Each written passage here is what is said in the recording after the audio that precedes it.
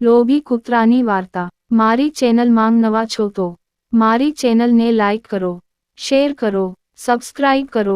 ધન્યવાદ। એક ગામમાં એક લોભી કૂતરો રહેતો હતો। તે ખોરાકની શોધમાં ગામડામાં ફરતો હતો।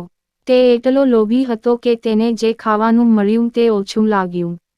પહેલા તેની ગામના અન્ય કૂતરા સાથે સારી મિત્રતા હતી, પરંતુ તેની આ આદતને કારણે બધા તેનાથી દૂર રહેવા લાગ્યા।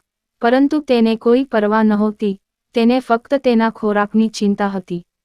ત્યાંથી પસાર થતી વખતે કોઈ ને કોઈ તેને ખાવાનું આપી દેતું।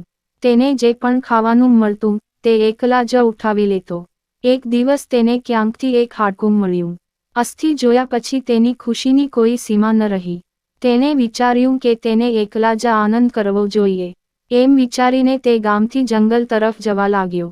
રસ્તામાં તે પુલ પરથી નદી પાર કરી રહ્યો હતો ત્યારે તેની નજર નીચે નદીના સ્થિર પાણી પર પડી। ત્યારે તેની આંખોમાં માત્ર લોભ હતો। નદીના પાણીમાં તેનો પોતાનો ચહેરો દેખાઈ રહ્યો છે તેનો તેને ખ્યાલ પણ નહોતો। તેને લાગ્યું કે નીચે એક કૂતરો પણ છે, જેનું બીજું હાડકું હતું। તેણે વિચાર્યું કે તેનું હાડકું પણ કેમ ન છીનવી લે, તો મારી પાસે 2 હાડકાં હશે। પછી હું આનંદથી એક સાથે 2 હાડકાં ખાઈ શકીશ। એમ વિચારીને તેણે પાણીમાં કૂદકો મારતાં જ તેના મોંમાંથી હાડકું સીધું નદીમાં પડ્યું। હાડકું તેના મોંમાંથી બહાર નીકળીને પાણીમાં પડ્યું કે તરત જ કૂતરો ભાનમાં આવ્યો અને તેના કૃત્ય પર પસ્તાવો થયો। વાર્તામાંથી બોધ।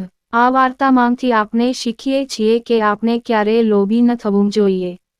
લોભી થવાથી આપણને નુકસાન જ થાય છે। પૂરી વાર્તા સાંભળવા માટે ધન્યવાદ।